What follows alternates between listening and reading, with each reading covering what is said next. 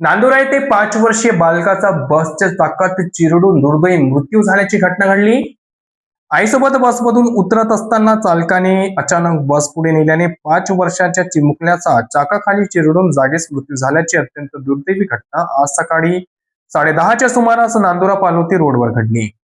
साहिल प्रमोद येमंडवार असे या मृत बालकाचे नाव असून या घटनेमुळे परिसरात हळहळ व्यक्त केल्या जात आहे।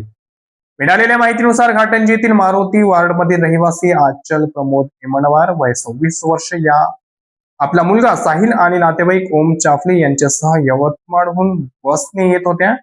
नांदुरा पालोती रोडवर बस थांबल्यानंतर त्या खाली उतरत होत्या, मात्र प्रवासी पूर्णपणे उतरले आहेत की नाही याची शहानिशा न करता चालकाने बस भरधाव वेगाने पुढे नेली। याच गडबडीत साहिलचा तोल जाऊन तो बसच्या समोरच्या चाकाखाली आला आणि त्याचा जागीच मृत्यू झाला।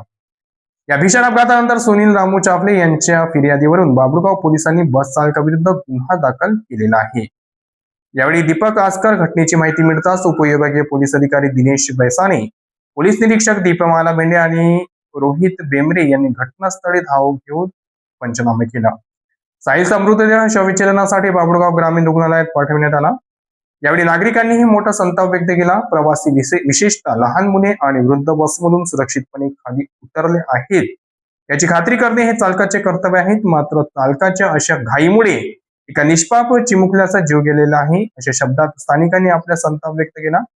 एसटी महामंडळ आणि खासगी बस चालकांनी नियमांचे काटेकोर पालन करावे अशी मागणी आता जोर धरत आहे। या घटनेमुळे येमंडवार कुटुंबांवर दुःखाचा डोंगर कोसळला असून संपूर्ण बाबुळगाव तालुक्यात शोककळा पसरली आहे।